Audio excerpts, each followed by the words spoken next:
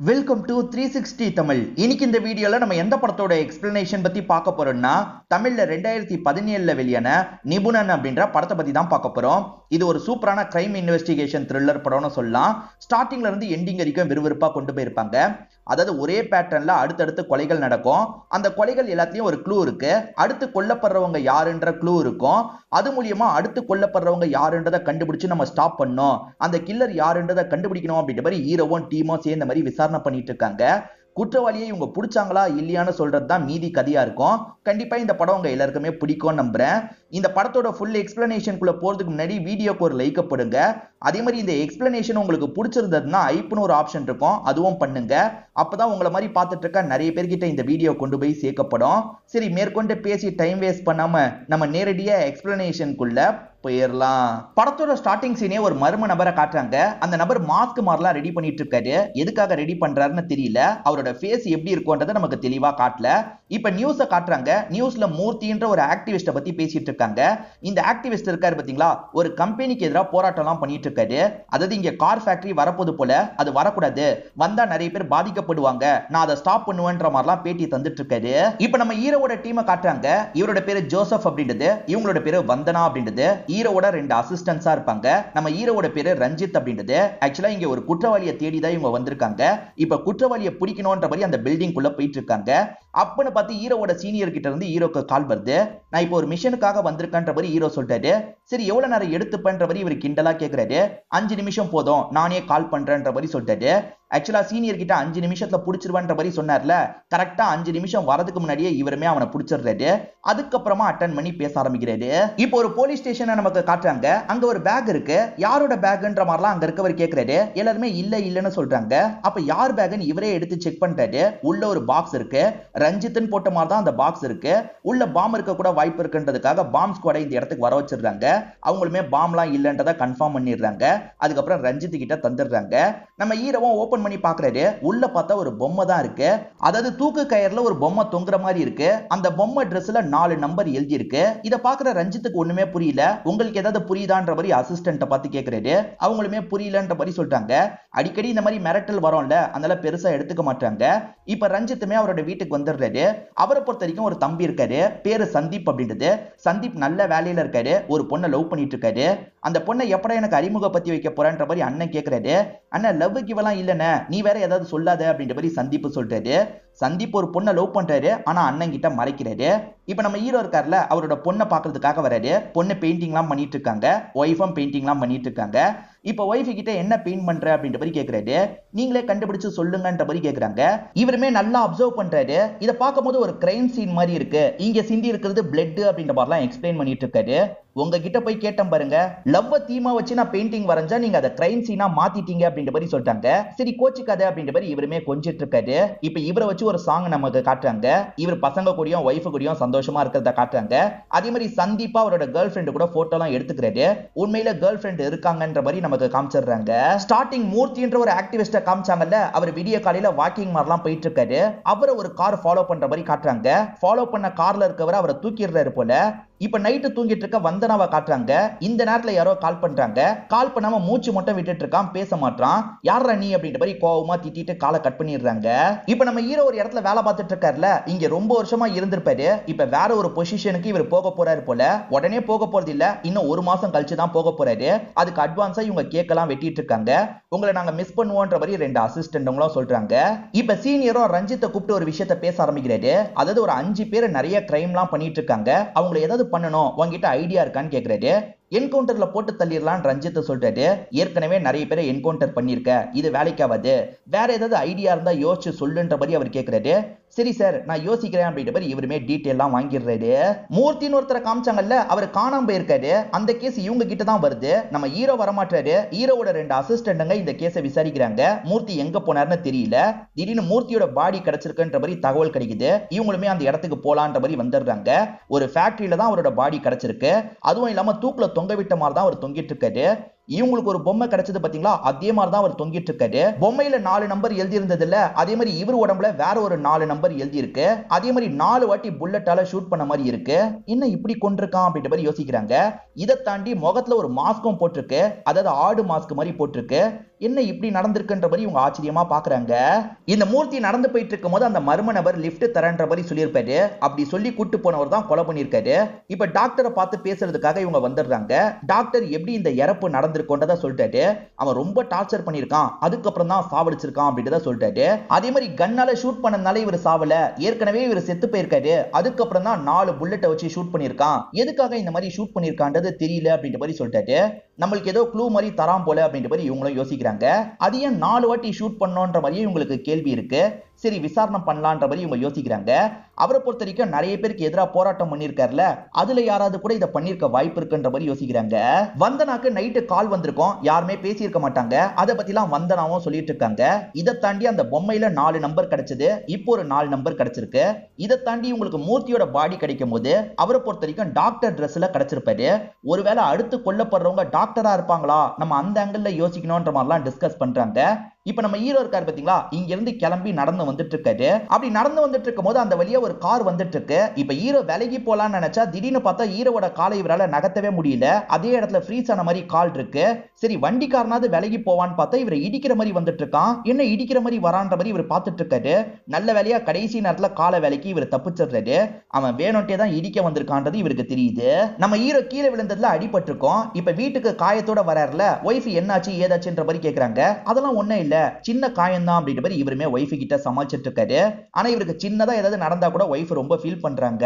ஒரு doctor lady டியூட்டியை முடிச்சுட்டு கிளம்பிட்டு இருக்காங்க. அப்ப இந்த மர்ம நபர் இருக்கான்ல, அந்த டாக்டர் லேடியை தூக்கிடுறான். இவங்க நினைச்ச மாதிரியே டாக்டர் தான் அவன் தூக்கி இருக்கான். இப்ப ஜோசப் தூங்கிட்டு இருக்கும் போது போன் கால் வருது. யாருமே பேசாம இருக்காங்க. நான் போலீஸ்ரா அவ்வளவுதான் அப்படின்ற மாதிரி இவர் மிரட்டுறாரு. அப்பயும் அவன் பேச மாட்டான். வந்தனாக்கு வந்த மாதிரியே தான் நமக்கும் கால் வந்திருக்கு போலன்னு யோசிக்கிறாரு. ஆக்சுவலா வந்தனாக்கு கால் வந்ததுல அன்னைக்கு உங்களுக்கு ஒருத்தர் கொலையாயிட்டாருன்றது தெரிய வந்திருக்கும். அதே மாதிரி எனக்கு கால் வந்ததுக்கு அப்புறமும் கொலை ஏதாவது நடந்திருக்கா பாப்போன்ற மாதிரி யோசிக்கிறாங்க. இவங்க நினைச்சது சரியா போயிருது, அடுத்த கொலை நடந்திருக்கு. டாக்டர் லேடி தான் கொல்லப்பட்டிருக்காங்கன்னு தெரிஞ்சு இவங்களும் அந்த இடத்துக்கு வராங்க. ஆக்சுவலா ஒரு ஹாஸ்பிட்டல க்ளோஸ் பண்ணி வச்சிருப்பாங்க. அந்த ஹாஸ்பிட்டல்ல தான் இந்த டாக்டர் லேடியோட பாடி தொங்கிட்டு இருக்கு. இவங்களுக்கு மூர்த்தி பாடி கிடைச்சது பாத்தீங்களா, அவர் டாக்டர் ட்ரெஸ் போட்ட மாதிரி தான் கிடைச்சிருக்கும். இந்த லேடி இறந்து போய் கிடைக்கும் போது லாயர் ட்ரெஸ் போட்ட மாதிரி கிடைக்குது. சோ அடுத்து கொல்லப்பட போறது லாயர் அப்படின்ற மாதிரிலாம் இவங்க யோசிச்சுட்டு இருக்காங்க. அதே மாதிரி மூர்த்தியை 4 புல்லட்டால ஷூட் பண்ணியிருந்தாங்கல்ல, இந்த லேடியை 3 புல்லட்டால ஷூட் பண்ணியிருக்காங்க. அப்போ மொத்த டார்கெட் 4 பேர் போல அப்படின்ற மாதிரி இவங்க யோசிக்கிறாங்க.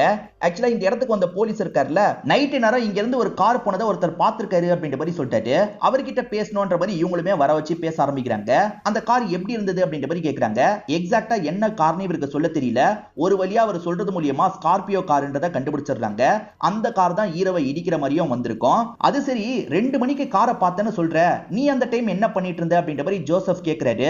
சார் நைட் டியூட்டி முடிச்சு வீட்டுக்கு போயிட்டு இருந்தேன் சார். நான் சொல்லலாம் நினைச்சா என்னையே சந்தேகப்படுற மாதிரி கேள்வி கேக்குறீங்களே, இதுக்கு தான் சார் யாருமே போலீஸ் கிட்ட எதுவும் சொல்றது இல்ல அப்படின்ற மாதிரிலாம் புலம்பிக்கிட்டே போறாரு.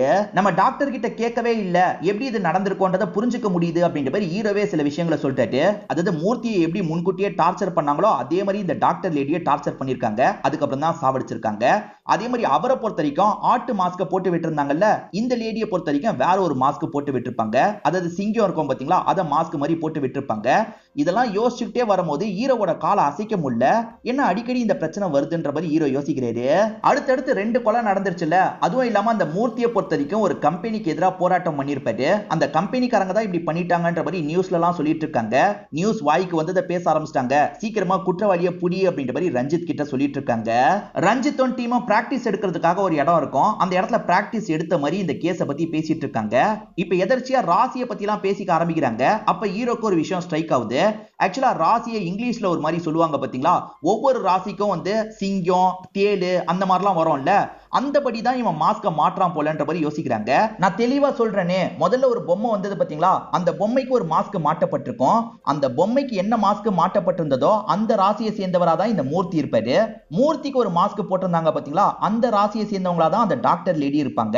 இப்ப டாக்டர் லேடிக்கு ஒரு மாஸ்க் போட்டிருக்காங்கல்ல, அப்ப அடுத்து கொல்லப்பட போறவரு அந்த ராசியை சேர்ந்தவரா இருக்க வாய்ப்பு இருக்கு.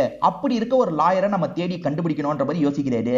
இப்ப நைட்டு நேரம் ஹீரோக்கு முழிப்பு வருது. தண்ணி குடிக்கிறதுக்காக கிச்சன் கிட்ட வந்து தண்ணி எடுத்துட்டு இருக்காரு. அப்பன்னு பார்த்து இவரோட கையும் காலும் ஃப்ரீஸ் ஆயிருது. என்ன பண்றதுன்னு தெரியாம முழிச்சிட்டு இருக்காரு. ஒரு ஸ்டேஜ்ல பொத்துன்னு கீழே விழுந்துடுறாரு. ஒய்ஃபும் சவுண்ட் கேட்டு என்னாச்சு ஏதாச்சுன்ற மாதிரி பாக்குறாங்க. அந்த ப்ராப்ளத்தை இவர் பெருசா கண்டுக்காம விட்டாரு பாத்தீங்களா, இப்ப ப்ராப்ளம் கொஞ்சம் பெருசாயிருது போல. இப்ப டாக்டரும் ஸ்கேன்லாம் எடுத்து பாத்துடுறாங்க. இந்த டாக்டர் லேடி கூட இவரோட ஃப்ரெண்டா தான் இருப்பாங்க. இவருக்கு என்ன பிரச்சனை இருக்குன்றத சொல்ல ஆரம்பிக்கிறாங்க. ஒரு போலீஸ்க்கு வரவே கூடாத அந்த பிரச்சனை தான் வந்திருக்குன்ற மாதிரி சொல்லிட்டாங்க. அடிக்கடி இதுக்கப்புறம் இது நடந்துட்டு இருக்கும், இதுக்கு நிரந்தரமா எந்த ஒரு சொல்யூஷனும் கிடையாது, இதுக்கப்புறம் நீ டெஸ்க் ஜாப் மட்டும் தான் பண்ணணும், அதே மாதிரி டேப்லெட்டை அடிக்கடி எடுக்கணும் அப்படின்ற மாதிரிலாம் சொல்லிட்டாங்க.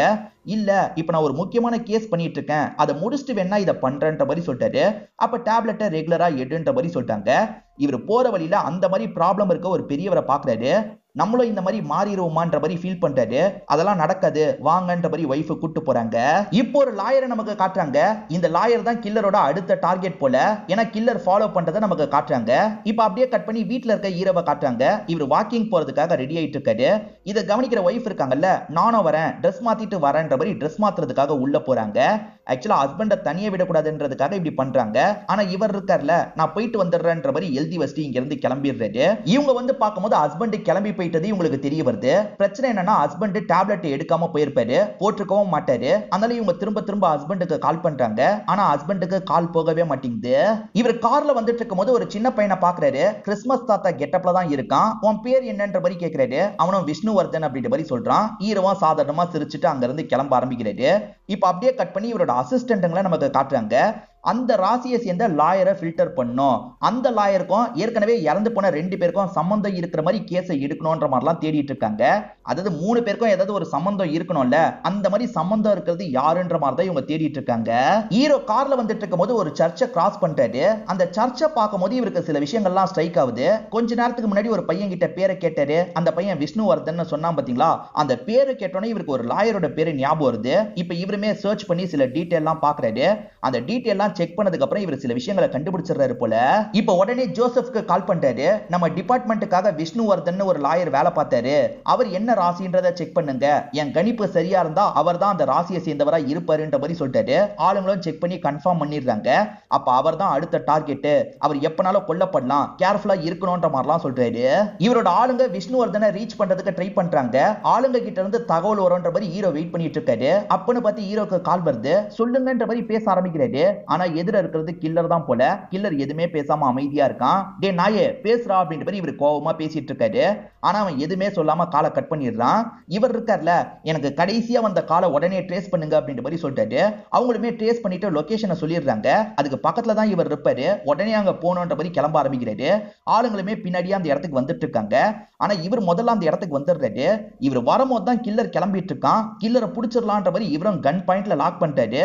அப்பன்னு பார்த்து இவரோட கை வேலை செய்யாம போயிருது. அதை சாக்கா வச்சு அவன் இருக்கான் பாத்தீங்களா, இவரை போட்டு பயங்கரமா அடிச்சிட்டு இருக்கான். கொல்லணும்னு நினைச்சா கூட கொண்டிருக்கலாம். ஆனா அவன் கொலைலாம் பண்ணாம இங்க இருந்து கிளம்பிடுறான். கொஞ்ச நேரத்துல ஆளுங்க வந்து பாக்குறாங்க. சார் ஓகே தானேன்ற மாதிரிலாம் கேக்குறாங்க. உள்ள போய் பார்த்துட்டு வரோன்ற மாதிரி வேகமா உள்ள போய் பாக்குறாங்க. அங்க 3வது பாடியும் கிடைச்சிருது. அதாவது விஷ்ணுவர்தனை தான் தொங்க விட்டு இருக்காங்க. சார் விஷ்ணுவர்தன் என்ன ட்ரெஸ் தெரியுமா போட்டிருக்காருன்னு சொல்றதுக்காக வராரு. நீ சொல்ல தேவையில்ல, போலீஸ் ட்ரெஸ் தான் போட்டிருப்பாரு அப்படின்ற மாதிரி ஹீரோ சொல்றாரு. அதாவது ஹீரோ கெஸ் பண்ணி சொல்றாரு போல. எப்படி சார் கண்டுபிடிச்சீங்கன்ற மாதிரி ஜோசப் கேக்குறாரு. ஹீரோவும் சில விஷயங்களை சொல்ல ஆரம்பிக்கிறாரு. இது வரைக்கும் 3 பேர் இறந்து போயிருக்காங்கல்ல, அந்த 3 பேரு ஹீரோ கூட சம்பந்தப்பட்டிருப்பாங்க. இவங்க 4 பேர் சேர்ந்த மாதிரி ஒரு கேஸ் ஹேண்டில் பண்ணிருப்பாங்க. அந்த கேஸ் எல்லாம் இவரோட மைண்டுக்குள்ள ஸ்ட்ரைக் ஆகி தான் விஷ்ணுவர்தன் தான் அடுத்த டார்கெட்ன்றதை கண்டுபிடிச்சிருப்பாரு. இப்ப என்ன சொல்றாருன்னா, அடுத்த டார்கெட் நான் தான், என்னதான் அவன் கொல்ல போறான்ற மாதிரி சொல்றாரு. இங்கதான் இன்டர்வல போடுறாங்க. அடுத்தடுத்து 3 கொலைகள் நடந்துருச்சுல. இப்ப மீடியா முழுக்க அதை பத்தி தான் பேசிட்டு இருக்காங்க. கடைசியா விஷ்ணுவர்தன் இறந்து போனார்ல, அவர் மேல 2 புல்லட் தான் ஷூட் ஆயிருக்கும். சோ கடைசியா கொல்லப்படுறவங்களுக்கு 1 புல்லட் அப்படின்ற மாதிரி அவன் ஒதுக்கி இருக்கான் போல. அடுத்த டார்கெட் நான் தான்ற மாதிரி ரஞ்சித் உறுதியா சொல்றாரு. எப்படி சொல்றன்ற மாதிரி இவங்க எல்லாம் கேக்குறாங்க. இப்ப ரஞ்சித்துமே ஒரு பிளாஷ்பேக்கை இவங்க கிட்ட சொல்ல ஆரம்பிக்கிறாரு. இமானுவேல் அப்படின்ற ஒரு பிசினஸ் மேனை காட்டுறாங்க. வைஃப் பொண்ணு கூட சந்தோஷமா ஒரு வாழ்க்கையை வாழ்ந்துட்டு இருக்காரு. பொண்ணோட பேரு கேத்ரின் அப்படின்றது. இவங்க வீட்டுல வேலைக்காரரா மாரிதாஸ்னு ஒரு நபர் இருக்காரு. அந்த மாரிதாஸ் இவங்க ஃபேமிலியில ஒருத்தர் மாதிரி தான் இருப்பாரு. எப்பவுமே வீட்லயே தான் இருப்பாரு. கேத்ரின் கிட்ட எல்லாத்தையும் பேரண்ட்ஸ் பண்றாங்க. ஆனா டைமை மட்டும் ஸ்பெண்ட் பண்ண மாட்டாங்க. வீட்டுல இருக்க இந்த மாரிதாஸ் தான் இவங்க கூட நிறைய டைம் எல்லாம் ஸ்பெண்ட் பண்றாரு. இவங்க கிட்ட மனசு விட்டு எல்லாம் பேசுறாரு. இந்த பொண்ணுக்கு ஏதாவது காயம் பட்ட இவர் தான் உடனே ஓடி வந்து பாக்குறாரு. அப்படி இவங்க 2 பேருக்குள்ள லைட்டா நெருக்கம் எல்லாம் ஏற்படுது. திடீர்னு ஒரு நாள் அந்த பொண்ணு இறந்து போயிடுறாங்க. மாரிதாஸ் காணாம போயிடுறாரு. மாரிதாஸ் தான் கொலை பண்ணிட்டு ஒளிஞ்சிட்டாரு அப்படின்ற மாதிரி போலீஸுங்கெல்லாம் பேசுறாங்க.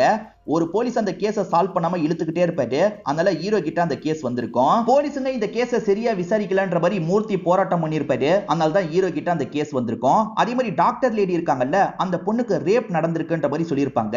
இதெல்லாம் வச்சு ஹீரோ விசாரணை பண்ண ஆரம்பிக்கிறாரு. முதல்ல ஃபேமிலி கிட்ட விசாரணை பண்றதுக்காக தான் வராரு. உங்க பொண்ணு யார் கூடயாவது ரிலேஷன்ஷிப்ல இருந்தாங்களான்ற மாதிரி கேட்கிறாரு. அதுக்கு ஃபேமிலி சரியாவே பதில் சொல்ல மாட்டாங்க. அந்த இமானுவேலை பொறுத்த வரைக்கும் கோல்ஃப் கேம் விளையாடுவார் போல. அந்த கோல்ஃப்ல மொத்தமா 16 பேட் இருக்கும் போல. ஒரு பேட் மிஸ் ஆவறதை இவர் கவனிக்கிறாரு. அவர் கோல்ஃப் விளையாடுற இடத்துல போய் விசாரிச்சு பார்க்கறாரு. அப்படி விசாரிக்கும் போது அன்னைக்கு அவர் கொஞ்சம் பதட்டமா இருந்திருக்காருன்றது தெரிய வருது. அந்த நாள் எதுக்காக இங்க பதட்டமா வந்தாரு, எதையாவது மறைக்கிறதுக்காக வந்திருப்பாருன்ற மாதிரி இவரும் ஒரு இடத்தை தோன்றாரு. அப்படி தோண்டி பார்க்கும்போது அந்த இடத்துல அந்த கோல்ஃப் பேட்டை ஒளிச்சு வச்சிருக்கிறது தெரியுது. அதுல இவருக்கு மாரிதாஸோட ரத்த கரெல்லாம் கிடைச்சிருக்கும். அது மூலியமா இவங்களை லாக் பண்ணி விசாரிக்க ஆரம்பிக்கிறாரு. ஒழுங்கா சொல்லுங்க, எங்க கிட்ட ப்ரூஃப்லாம் இருக்கு. மாரிதாஸ் உங்க பொண்ணு கிட்ட எல்லை மீறி நடந்திருக்காரு, அதனால நீங்க ஏதோ பண்ணிருக்கீங்க, ஒத்துக்கோங்கன்ற மாதிரி கேக்குறாரு. இவங்களுமே ஒத்துக்க ஆரம்பிக்கிறாங்க. ஒரு நாள் வெளியே போன இவங்க பிளான் பண்ணதை விட சீக்கிரமா வீட்டுக்கு வந்திருப்பாங்க. அப்படி வந்து பார்க்கும்போது மாரிதாஸும் பொண்ணும் ஒன்னா இருக்கிறது தெரிய வந்திருக்கும். இத பாக்குறவங்க பயங்கரமா டென்ஷன் ஆயிடுறாங்க. மாரிதாஸ் தெரியாம பண்ணிட்டேன், மன்னிச்சிருங்க அப்படின்ற மாதிரிலாம் கேட்டுட்டு இருக்காரு. ஆனா இதை கேட்டுட்டு இருக்க அப்பா இருக்காருல்ல, அந்த கோல்ஃப் பேட்டை வச்சு இவரோட மண்டியிலே ஒரு போடு போடுறாரு. அதுக்கப்புறம் தான் பேட்டை கொண்டு வந்து இங்க டிஸ்போஸ் பண்ணிருக்காரு போல. மாரிதாஸை கொன்னுட்டாங்கன்னு தெரிஞ்சதும் பொண்ணு பயங்கரமா டென்ஷன் ஆயிடுறாங்க. எதுக்காக இந்த மாதிரி பண்ணீங்க, நான் போலீஸ் கிட்ட உங்களை சொல்லுவேன்ற மாதிரிலாம் சொல்லிட்டு இருக்காங்க. கஷ்டப்பட்டு இவங்க பொண்ணை சமாதானப்படுத்துறதுக்கு ட்ரை பண்றாங்க. ஆனா பொண்ணு கேட்காம அடம் பிடிச்சிட்டு இருக்காங்க. பொண்ணு போலீஸ்க்கு கால் பண்ண போறேன்னு போயிட்டு இருக்காங்க. அப்பா கைய பிடிக்கிறாரு. ஒரு ஸ்டேஜ்ல கையை விடும் போது யாரகுடமா அங்க இருக்க ஷார்ப்பான பொருள்ல பொண்ணு குத்தி இறந்து போயிடுறாங்க. பொண்ணை இவங்க வேணும்ட்டே சாவடிச்சிருக்க மாட்டாங்க, தெரியாம தான் இது நடந்திருக்கும். சரி, பொண்ணை மாரிதாஸ் தான் கொன்னுட்டான்ற மாதிரி நம்ம கொண்டு வந்துடலான்றதுக்காக இப்படி பண்ணிருப்பாங்க. எங்க ரெண்டு பேருக்கு தண்டனை கிடைக்கிறது கூட எங்களுக்கு பிரச்சனை இல்ல சார், ஆனா மாரிதாஸ் எங்க பொண்ணு கூட ஒன்னா இருந்தது வெளியே வந்ததுன்னா எங்க ஃபேமிலிக்கு தான் ரொம்ப அசிங்கமாயிடும். ப்ளீஸ் சார், இந்த விஷயத்தெல்லாம் வெளியே கொண்டு வராதீங்க, நமக்குள்ளேயே பேசி முடிச்சுக்கலாம் அப்படின்ற மாதிரிலாம் சொல்லிட்டாங்க. அப்படிலாம் பண்ண முடியாது, கண்டிப்பா சட்ட ரீதியா என்ன செய்யணுமோ அதை நாங்க செஞ்சுதான் ஆகணும்ன்ற மாதிரி சொல்லிட்டாங்க. இதை பேரண்ட்ஸால ஏத்துக்க முடியல. இதெல்லாம் வெளியே வந்தா எல்லாருமே நம்மள காரி துப்புவாங்க, ரொம்ப அசிங்கமா இருக்கும், அதுக்கு நம்ம உயிரை விட்டுலான்ற மாதிரி ரெண்டு பேருமே யோசிக்கிறாங்க. ரெண்டு பேருமே தூக்குல தொங்கி இறந்து போயிருப்பாங்க. அதனால தான் கொல்லப்படுறவங்களும் அந்த பேட்டர்ன்ல கொல்லப்படுறாங்க போல. இப்ப பிரசன்ட்ல இதெல்லாம் சொல்லிட்டு இருக்க ஹீரோ இருக்கார்ல, கண்டிப்பா அவங்க ரெண்டு பேருக்கு வேண்டிய யாரோ தான் இதை பண்ணிருக்காங்க. நாங்க 4 பேருமே அவங்களுக்கு அநீதி இழைச்சிட்டோன்ற மாதிரி நினைச்சுதான் இந்த விஷயத்த பண்ணிட்டு இருக்காங்க. அவங்களுக்கு க்ளோஸான மெம்பர்ஸ் யாருன்றதை விசாரிங்க, கண்டுபிடிச்சிடலாம்னு சொல்றாரு. நம்ம ஹீரோவோட வீட்டுல ஒரு டாக் இருக்கும். அந்த டாக் காணாம போயிருது, எங்க போச்சுன்ற மாதிரிலாம் தேடி வந்துட்டு இருக்காரு. அப்ப ஹீரோ வீட்டுல இருக்க மரத்திலேயே ஒரு பொம்மை தொங்கிட்டு இருக்கு. அதெல்லாம் எடுத்து ஹீரோ பார்த்துட்டு இருக்காரு. போலீஸ் ட்ரெஸ் போட்ட மாதிரி தான் அந்த பொம்மை தொங்கிட்டு இருக்கும். அதே மாதிரி இவரோட வீட்டுல ஒரு டாக் இருந்ததுல, அந்த டாக் அவன் கொலை பண்ணிட்டு போயிருக்கான். வந்தவன் தான் இப்படி பண்ணிருக்கான்றது இவருக்கு தெரியுது. அடுத்த டார்கெட் நான்றதை எனக்கு உறுதிப்படுத்துறான் அப்படின்ற மாதிரிலாம் இவர் சொல்லிட்டாரு. ரஞ்சித்துக்கு ஆபத்து வரப்போதுன்னு டிபார்ட்மெண்ட்டுக்கு தெரியுது இல்ல, உங்களுக்கு ப்ரொடெக்ஷன் மாதிரி தரோன்ற மாதிரி சொல்லிட்டாங்க. எனக்கு ப்ரொடெக்ஷன்லாம் தேவையில்லை அப்படின்ற மாதிரி இவருமே சொல்லிட்டு இருக்காரு. இப்போ இவரோட அசிஸ்டன்ட்ங்க இருக்காங்கல்ல, வேற ஒருத்தரையும் டீம்ல சேர்த்துக்கிறாங்க. அந்த ஃபேமிலி மெம்பர்ஸை பத்தி விசாரிக்கணும்ன்ற மாதிரி யோசிக்கிறாங்க. ஆக்சுவலா அவங்களுக்கு நிறைய சொந்தக்காரங்களாம் இருக்காங்க, ஆனா யாரு கூடயும் இவங்களுக்கு பெருசா டச்சே இல்லைன்றது இவங்களுக்கு தெரிய வருது. என்ன சொந்தக்காரங்க யாரு கூடயும் இவங்க டச்ல இல்லாம தான் இருந்திருக்காங்க, அப்ப இவங்களுக்காக யாரு பழி வாங்குறா அப்படின்ற மாதிரிலாம் யோசிக்கிறாங்க. இன்னும் யாராவது சொந்தக்காரங்க இருக்க வாய்ப்பு இருக்கு, தேடலான்ற மாதிரிலாம் யோசிக்கிறாங்க. அடுத்த டார்கெட் ரஞ்சித்தான்ற மாதிரி நியூஸ்ல எல்லாம் பேசிட்டு இருக்காங்க. அந்த விஷயத்தெல்லாம் பொண்ணு பாத்துருப்பா போல. அப்பா, அடுத்து உங்களுக்கு தான் ஆபத்து வரப்போதா அப்படின்ற மாதிரி கேட்கிறா. அப்பாக்கெல்லாம் ஆபத்து வருமா, அதெல்லாம் எதுவுமே நடக்காது அப்படின்ற மாதிரி இவருமே பொண்ணை சமாதானப்படுத்துறாரு. ஆனா ஒய்ஃப் ஹஸ்பண்டுக்கு ஏதாவது ஆயிடுமான்னு பயப்படுறாங்க. இப்ப வந்தனா கிட்ட இருந்து ஜோசப்க்கு கால் வருது, அடுத்த கொலை நடந்துருச்சு, நீ ஸ்பாட்டுக்கு வான்ற மாதிரி சொல்றாங்க. இவங்க ரெண்டு பேருமே ஸ்பாட்டுக்கு வேகமா கிளம்பி வந்துட்டு இருக்காங்க. ஆக்சுவலா ஹீரோ கொல்லப்பட வாய்ப்பு இருக்குன்னு நினைச்சாங்கல்ல, வேற ஒரு போலீஸ் தான் கொல்லப்பட்டிருக்காரு. இவங்க நினைச்ச மாதிரி அதே பேட்டர்ன்ல தான் கொல்லப்பட்டிருக்காரு. அப்ப ஹீரோ கொல்லப்பட போறது இல்ல போலன்ற மாதிரி இவங்க யோசிக்கிறாங்க. இப்ப ஹீரோ ட்ரீட்மெண்ட்டுக்காக ஹாஸ்பிட்டல்ல இருக்காரு. இப்ப டீமை சேர்ந்தவங்க இருக்காங்கல்ல, நீங்க தான் தேவையில்லாம யோசிச்சிருக்கீங்க சார், நீங்க அவனோட டார்கெட் இல்ல, அப்ப வேற ஏதோ ஒருத்தன் தான் இந்த விஷயத்த பண்ணிட்டு இருக்கான் போல அப்படின்ற மாதிரிலாம் சொல்றாங்க. ஆனா ஹீரோ இன்னமும் நான் தான் அடுத்த டார்கெட் அப்படின்ற மாதிரிலாம் சொல்லிட்டு இருக்காரு. இப்போ ஒரு நர்ஸ் இருக்காங்கல்ல, சார் டேட் ஆஃப் பர்த் சொல்லுங்கன்ற மாதிரி கேக்குறாங்க. இவர் டேட் ஆஃப் பர்த் சொல்லும் போது ஒரு விஷயம் ஸ்ட்ரைக் ஆகுது. ஆக்சுவலா இவங்களுக்கு 4 நம்பர் கிடைச்சது பாத்தீங்களா, அது என்ன நம்பர்ன்றது இப்பதான் தெளிவா புரியுது. நம்ம நாட்டை பொறுத்த வரைக்கும் முதல்ல டேட்டை போடுவோம், அடுத்து மந்த்தை போடுவோம், அடுத்து தானே இயரை போடுவோம். ஆனா அமெரிக்காவை பொறுத்த வரைக்கும் உல்டாவா பண்ணுவாங்க, மந்த்தை முன்னாடி போட்டுட்டு டேட்டை பின்னாடி போடுவாங்க. இவங்களுக்கு வாட்டி ஒரு 4 நம்பர் கிடைச்சது பாத்தீங்களா, அந்த 4 நம்பர் என்ன மந்த் என்ன டேட்ன்றதை கணக்கு பண்ணி பாக்குறாங்க. கரெக்டா அந்த நாள் தான் மூர்த்தி கொல்லப்பட்டிருப்பாரு. மூர்த்தி இடத்துல ஒரு 4 நம்பர் கிடைச்சது பாத்தீங்களா, அந்த டேட்ல தான் அந்த டாக்டர் லேடி கொல்லப்பட்டிருப்பாங்க. டாக்டர் லேடி கிட்ட ஒரு 4 நம்பர் கிடைச்சது பாத்தீங்களா, அதுல தான் அந்த விஷ்ணுவர்தன் அப்படின்ற லாயர் கொல்லப்பட்டிருப்பாரு. அப்படி பார்த்தா விஷ்ணுவர்தன் கிட்ட என்ன நம்பர் கிடைச்சதோ அந்த நம்பர்ல தான் அடுத்த டார்கெட் கொல்லப்பட வாய்ப்பு இருக்கு. ஆனா இதுக்கு முன்னாடி போலீஸ் ஒருத்தர் இறந்து போனார்ல, அவர் அந்த டேட்ல கொல்லப்படாம வேற டேட்ல கொல்லப்பட்டிருப்பாரு. இன்னைக்கு தான் அந்த டேட்டா இருக்கும். இந்த டேட்ல தான் என்ன அவன் கொல்ல போறான், நான் நினைச்சது சரிதான் அப்படின்ற மாதிரி ஹீரோ இந்த இடத்துல சொல்லிட்டு இருக்காரு. இமானுவேல் சொந்தக்காரங்களை விசாரிச்சாங்கல்ல, அதுல ஒரு பையன் அமெரிக்கால படிச்சான் அப்படின்றது தெரிய வந்திருக்கும். அவன் இதுல சம்பந்தப்பட்டிருக்க வாய்ப்பு இருக்குன்னு யோசிக்கிறாங்க. அவன் இப்ப இங்க தான் இருக்கான். அவனை பத்தி விசாரிக்கிறதுக்காக வாசுன்ற ஒரு ஆபீசர் போயிருக்கிறதா சொல்றாங்க. அந்த வாசு இருக்கார்ல, திருட்டுத்தனமா வீட்டுக்குள்ள போய் செக் பண்ணலான்ற மாதிரி திருட்டுத்தனமா உள்ள வந்துடுறாரு. பார்த்தா கொலை சம்பந்தப்பட்ட எல்லா பொருளும் அவன் வீட்டுல தான் இருக்கு.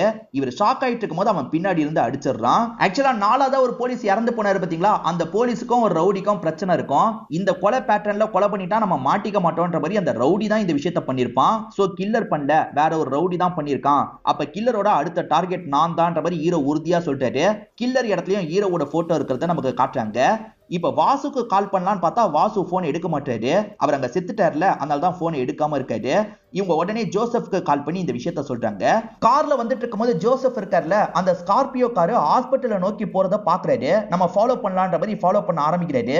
அந்த கில்லர் ஹீரோவை கொல்றதுக்காக தான் அங்க வந்துட்டு இருக்கான் போல அப்படின்ற மாதிரி இங்க இருக்க வந்தனா கிட்ட சொல்லிடுறாரு. வந்தனாவும் இந்த விஷயத்த ஹீரோ கிட்ட சொல்றாங்க. சார் நீங்க பயப்படாதீங்க, நாங்கெல்லாம் இருக்கோன்ற மாதிரி சொல்றாங்க. எனக்கு பயம் எல்லாம் இல்லன்ற மாதிரி சொல்லிட்டாரு. இப்ப வந்தனா இருக்காங்கல்ல, இங்க என்ன பிரச்சனைனாலும் நடக்க வாய்ப்பு இருக்கு, யாராவது வந்தாங்கன்னா ரொம்ப கேள்வி கேட்காம உள்ள அனுப்புங்க, நாங்க பாத்துக்கிறோம் அப்படின்ற மாதிரிலாம் சொல்றாங்க. அதாவது அவன் விசிட்டர் மாதிரி வந்து கொல்ல வாய்ப்பு இருக்குன்ற மாதிரி இவங்க யோசிக்கிறாங்க. அதுக்காக இவங்க ரெடியா இருந்துட்டு இருக்காங்க. ஆனா ஹீரோ இருக்கார்ல, அவன் இப்படிலாம் வர வாய்ப்பு இல்லைன்ற மாதிரி யோசிச்சுட்டு இருக்காரு. இப்ப அந்த கில்லரோட கார் இருக்கு பாத்தீங்களா, ஹாஸ்பிட்டலோட வாசல் வரைக்கும் வருது. கொஞ்ச நேரம் அங்கேயே காரை நிறுத்தி இருக்கான். திடீர்னு என்ன யோசிக்கிறான்னு தெரியல, கார் எடுத்துட்டு அங்க இருந்து கிளம்ப ஆரம்பிச்சிடறான். இந்த விஷயத்தை பத்தி ஜோசப் சொல்றாரு. இதனால வந்தனா இருக்காங்கல்ல, நம்மளே ஃபாலோ பண்ணி பிடிக்கலாம், நான் வரேன்ற மாதிரி கீழே இறங்கி வந்துடுறாங்க. இப்ப ரெண்டு பேருமே பைக்ல அந்த காரை ஃபாலோ பண்ணலான்ற மாதிரி ஃபாலோ பண்ணிட்டு இருக்காங்க. இவங்க ஃபாலோ பண்ணி வரும்போது அதை மிஸ் பண்ணிடுறாங்க. எங்க போச்சுன்னு யோசிக்கும் போது அவன் இருக்கான் பாத்தீங்களா, சைடுல இருந்து வந்து இவங்களை இடிச்சிடறான். இவங்க ரெண்டு பேருமே பறந்து போய் விழுறாங்க. அவங்க ரெண்டு பேர் எங்க போனாங்கன்னு தெரியலன்ற மாதிரி போலீஸுங்களாம் சொல்லிட்டு இருக்காங்க. அப்ப ஹீரோக்கு போன் கால் வருது. அந்த கில்லர் தான் கால் பண்ணிருக்கான். அவங்க ரெண்டு பேருமே என்னோட கண்ட்ரோல்ல தான் இருக்காங்கன்ற மாதிரி சொல்றான். அவங்கள விட்டுன்ற மாதிரிலாம் இவர் சொல்லிட்டு இருக்காரு. நீ இந்த இடத்துக்கு வா, எனக்கு நீ தான் முக்கியம், அவங்க முக்கியம் கிடையாது, நீ இந்த இடத்துக்கு வந்தனா அவங்க ரெண்டு பேரை விட்டுறேன் அப்படின்ற மாதிரி சொல்றான். அதனால இவருமே சரின்ற மாதிரிலாம் இந்த இடத்துல ஏத்துக்க ஆரம்பிக்கிறாரு. நீங்க போகாதீங்க அப்படின்ற மாதிரி ஒய்ஃப் சொல்றாங்க. இல்ல, அவங்க ரெண்டு பேர் எனக்காக தான் போனாங்க, இப்ப பிரச்சனையில மாட்டிருக்காங்க, நான் கண்டிப்பா போய் தான் ஆகணும்ன்ற மாதிரி இங்க இருந்து கிளம்புறாரு. யாராவது ஃபாலோ பண்றாங்கன்னு தெரிஞ்சாலே இவங்க கதையை முடிச்சிருவேன்ற மாதிரி அவன் சொல்லியிருப்பான். யாரும் ஃபாலோ பண்ணாதீங்க, நான் பாத்துக்கிறேன்ற மாதிரி இவர் மட்டும் பைக் எடுத்துட்டு கிளம்புறாரு. இவர் பாக்ஸிங் பிராக்டிஸ் எல்லாம் எடுப்பார்ல, அந்த இடத்துக்கு தான் வர சொல்லியிருப்பான். இவருமே பொறுமையா உள்ள நுழைஞ்சிட்டு இருக்காரு. அப்ப சட்டுன்னு பின்னாடி இருந்து அவன் போட்டு அடிக்க ஆரம்பிச்சிடறான். தேல் மாஸ்க் போட்ட மாதிரி தான் அவன் சண்டை போட்டுட்டு இருக்கான். ஒரு ஸ்டேஜ்ல அடிச்சு ஹீரோவை லாக் பண்ணிடுறான். அவங்க ரெண்டு பேரை எப்படி தொங்க விட்ட மாதிரி நிக்க வச்சிருக்கானோ அதே மாதிரி தான் ஹீரோவை தொங்க விட்ட மாதிரி நிக்க வச்சிருக்கான். இப்ப இவனோட ஃபேஸையும் காமிச்சிடுறான். இந்த ரோல கிருஷ்ணா தான் பண்ணிருப்பாரு. இவர் தான் அந்த கிறிஸ்டோபர் அப்படின்ற பையனா இருப்பாரு. இந்த பையனை பொறுத்த வரைக்கும் கொஞ்சம் அனாதையா மாறி இருப்பான். இந்த இமானுவேலும் ஃபேமிலியும் சேர்ந்த மாதிரி தான் சொந்த பையன் மாதிரி வளர்த்திருப்பாங்க. என்ன சொந்த பையன் மாதிரி பாத்துக்கிட்டாங்க. அவங்க ரெண்டு பேருமே தூக்கு மாட்டி இறந்து போயிட்டாங்கன்றது எனக்கு ஷாக்கிங்கா இருந்தது. இங்க வந்து விசாரிச்சு பார்த்தேன், அப்பதான் எல்லாமே எனக்கு தெரிஞ்சது. அவங்க ரெண்டு பேருக்கு நீ தண்டனை தருவேன், எல்லா விஷயத்தையும் வெளியே சொல்லுவன்ற மாதிரிலாம் பேசிட்டு இருந்த. அந்த துக்கம் தாங்காம தாண்டா அவங்க இறந்து போயிட்டாங்க. நீ பண்ணதுதான் தப்பு, நீங்க 4 பேர் பண்ணதுதான் தப்பு. அதனால்தான் அவங்க செத்து போன மாதிரி உங்க 4 பேரையும் சாவடிக்கணும்னு நினைச்சன்ற மாதிரிலாம் இவன் சொல்லிட்டு இருக்கான். அவங்க பண்ணது தப்பு தானே, அதை வெளியே சொல்லி தானே ஆகணும், அவங்களுக்கு தண்டனை வாங்கி தந்து தானே ஆகணும், நான் என்னோட வேலையை தான் பண்ணிருக்கேன்ற மாதிரி ஹீரோ சொல்றாரு. இவன் என்ன சொல்றானா, சூழ்நிலையால அந்த விஷயத்த பண்ணாங்க, அதை நீ தப்பாவே எடுத்துக்க முடியாது, அந்த நிலைமையில நீ இருந்தா என்ன பண்ணிருப்ப, அதே விஷயத்த தானே பண்ணிருப்ப, அவங்க பண்ணதுல என்ன தப்பு இருக்கு அப்படின்ற மாதிரி அவங்களுக்கு சப்போர்ட்டிவா பேசிட்டு இருக்கான். சோ அவங்க ரெண்டு பேர் சாவறதுக்கு இவங்க 4 பேர் தான் காரணம்னு இவன் நம்புறான். இவங்க 4 பேருமே நேர்மையானவங்களா தான் இருப்பாங்க. ஆனா இந்த கேஸ்ல இவங்க பண்ணது இவனுக்கு சுத்தமா பிடிக்கல. அதனால தான் 4 பேர்ல ஒவ்வொருத்தரா காலி பண்ணிருக்கான் போல. இப்ப நம்ம ஹீரோக்கு போன் கால் வருது. இவன் தான் அட்டெண்ட் பண்ணி பேசுறான். சீனியர் தான் பேசுறாரு. இவன் சீனியரை கிண்டல் பண்ற மாதிரிலாம் பேசிட்டு இருக்கான். அப்ப சீனியர் இருக்கார்ல, எவ்வளவு நேரம் எடுத்துப்பன்னு ஹீரோவை பார்த்து கேக்குறாரு. சார் 5 நிமிஷம் போதும்ன்ற மாதிரி சொல்லிட்டாரு. என்ன சீன் போடுறியா அப்படின்ற மாதிரி இவனுமே ஹீரோவை கிண்டல் பண்ணிட்டு இருக்கான். அதாவது 5 நிமிஷத்துல இவனை அடிச்சு போட்டுருவான்ற மாதிரி ஹீரோ சொல்லியிருப்பாரு. அதை கேட்டு இவன் டென்ஷன் ஆயிட்டு இருக்கான். இப்ப இவன் இருக்கான்ல, ஆயுதத்தை வச்சு ஹீரோக்கு கொஞ்சம் வெட்டெல்லாம் போட்டுட்டு இருக்கான். நம்ம ஹீரோ டைமர்லாம் ஆன் பண்ணி வச்சிருக்காரு. ஏதோ ஒரு விஷயத்துக்காக வெயிட் பண்ணிட்டு இருக்காரு போல. இப்ப சந்தீப்க்கு இவன் கால் பண்ணி பேச ஆரம்பிக்கிறான். சந்தீப் சோசியல் மீடியால ரொம்ப ஆக்டிவா இருப்பாரு. சந்தீப், உன் அண்ணனோட போட்டோவை அனுப்புறேன், சோசியல் மீடியால எல்லாருமே அந்த போஸ்ட பார்க்கணும், அந்த மாதிரி போஸ்ட் எல்லாம் போடுன்ற மாதிரி சொல்லிட்டு இருக்கான். அதெல்லாம் பண்ண மாட்டேன்னு சந்தீப் சொல்லிட்டாரு. பண்ணலனா இப்பயே சாவடிச்சிருவேன், ஒழுங்கா பண்றா அப்படின்ற மாதிரிலாம் இவன் மிரட்டுறான். வேற வழி இல்லாம அவர் போஸ்ட் மாதிரி போடுறாரு. ஃபுல் விஷயத்தை போஸ்டா போடல, சீக்கிரமே நான் ஒரு போஸ்ட் போட போறேன்ற மாதிரி போஸ்ட் போடுறாரு. இப்ப ஹீரோவை கொல்ற மாதிரி வந்துட்டு இருக்கான்ல, அப்ப ஹீரோவன் டைவர்ட் பண்ணுன்னு ஜோசப்க்கு சிக்னல் கொடுக்கறாரு. ஜோசப் கிண்டல் பண்ற மாதிரிலாம் பேசிட்டு இருக்கான். அதனால இவன் போய் ஜோசப் அடிச்சிட்டு இருக்கான். அந்த கேப்ல ஹீரோ இருக்கார்ல, அவனை எதுக்குடா அடிக்கிற, என் கிட்ட வான்ற மாதிரிலாம் சொல்லிட்டாரு. இப்ப ஹீரோவை நோக்கி வந்துட்டு இருக்கான். அப்ப கரெக்டா டைம் முடியுது. இந்த இடத்துல கரண்ட் கட் ஆயிருது. ஹீரோ வரும்போதே கரண்ட் இந்த நேரத்துல கட் ஆகணும்ன்ற மாதிரி செட் பண்ணிட்டு தான் வந்திருப்பாரு. அதனால தான் கரண்ட் கட் ஆயிருது. ஹீரோ சட்டுன்னு கட்டெல்லாம் கழட்டிடுவாரு. அவன் கூட சண்டை போட ஆரம்பிக்கிறாரு. என்ன திடீர்னு கட்டெல்லாம் கழட்டிட்டான் அப்படின்ற மாதிரி ஹீரோ யோசிச்சுட்டு இருக்காரு. இப்ப ரெண்டு பேருமே பயங்கரமா சண்டை போடுறாங்கல்ல. ஒரு ஸ்டேஜ்ல ஹீரோ அவனை அடிச்சு கீழே தள்ளிடுறாரு. அந்த கிறிஸ்டோபர் மாட்டிக்கிட்டோம் அப்படின்ற மாதிரிலாம் யோசிச்சுட்டு இருக்கான். அப்பன்னு பார்த்து ஹீரோவோட கையை அசைக்க முடியல. திரும்பி அந்த ப்ராப்ளம் வந்துருது போல. அதை பார்த்து அவன் பயங்கரமா சிரிச்சிட்டு இருக்கான். நான் அன்னைக்கே அவன் கதையை முடிச்சிருப்பேன், ஆனா இந்த நாள் முடிக்கணும்ன்றதுக்காக தான் விட்டு வச்சேன்ற மாதிரி இவனும் திரும்பி சண்டை போடுறதுக்காக வரான். இப்படி சண்டை போட்டுட்டு இருக்கும்போது ஹீரோ முதல்ல அடி வாங்குறாரு. அதுக்கப்புறம் செயல்படாத கையை தேவையில்லை, இன்னொன்னு கையை வச்சு அடிக்கலான்ற மாதிரி அவனை அடிக்கிறாரு. ஒரு ஸ்டேஜ்ல அடிச்சு அவனை லாக் பண்ணிடுறாரு. ஹீரோவை சாவடிச்சு தேல் மாஸ்க் போடணும்ன்ற மாதிரி அவன் நினைச்சிருப்பான். ஆனா இவர் இருக்காரு பாத்தீங்களா, அவனுக்கு தேல் மாஸ்க் எல்லாம் போடுறாரு. அவனை தூக்குல தொங்க விடுறாரு. அதே மாதிரி கன்னை வச்சு ஒரு வாட்டி மட்டும் ஷூட் பண்றாரு. அதாவது அடுத்த டார்கெட்டா இவன் தான் இறந்து போயிருக்கான்ற மாதிரி கொண்டு வந்துடுறாரு. எதுக்கு இப்படி பண்றீங்கன்ற மாதிரி டீமை சேர்ந்தவங்க கேக்குறாங்க. நான் பொறுமையா சொல்றேன்ற மாதிரி இவரும் வெளியே வந்து மீடியா கிட்ட பேட்டி தராரு.